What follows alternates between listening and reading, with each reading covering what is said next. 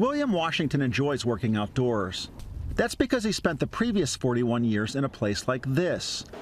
The 59-year-old from Detroit is one of dozens of inmates sentenced to life without parole for crimes committed when they were juveniles, who have been released after the Supreme Court ruled such mandatory sentences were cruel and unusual punishment. You know, sometimes you think, okay, well, maybe I do deserve to be locked up for 40, 50 years. And then sometimes anger sets in and be like, hell no, I don't deserve this. The Associated Press looked into how judges and prosecutors in all 50 states are weighing the cases of so-called juvenile lifers after the Supreme Court said that all but the rare irredeemable juvenile criminal should have a chance at parole one day. The AP found the odds of release or continued imprisonment vary greatly, making justice seem arbitrary. Some juvenile lifers have been resentenced and released.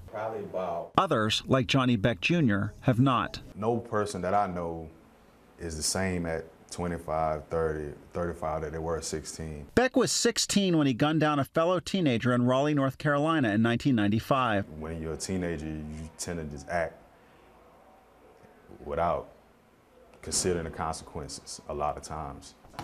In their decision, the justices cite research showing the brains of adolescents are still developing.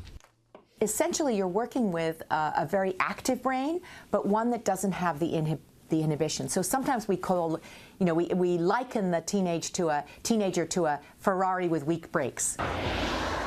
Making them more susceptible than adults to peer pressure and likelier to commit reckless acts without considering the long-term effects. The High Court's decision is reopening old wounds for victims' families. It's just something that's so awful, you really just don't want to relive it. I mean, because you hear the details of how he was murdered. Eugene DeLuca was shot and killed by 17-year-old Joseph Evans during a robbery at DeLuca's Philadelphia clothing store nearly 40 years ago. His granddaughters, Denise and Stephanie, say they might have been open to Evans' release had he shown any remorse in court. It was hard to not go over to him and just shake him and be like, are you serious?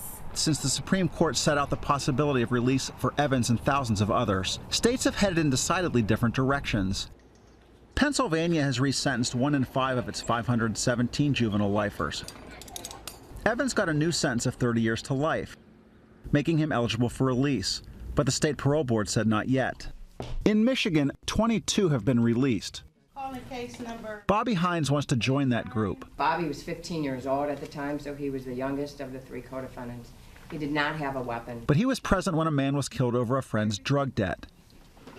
In the year since his 1989 conviction, Hines earned his GED and developed a reputation as a solid worker in prison. He's been in prison for over 2/3 of his life. But it may have been the words of the victim's sister. I forgave him the day that it happened. And father that helped his case the most. He can go home today.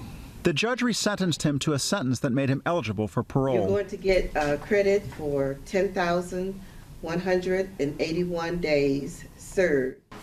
He's due to be released in September. Mike Householder, Associated Press, Detroit.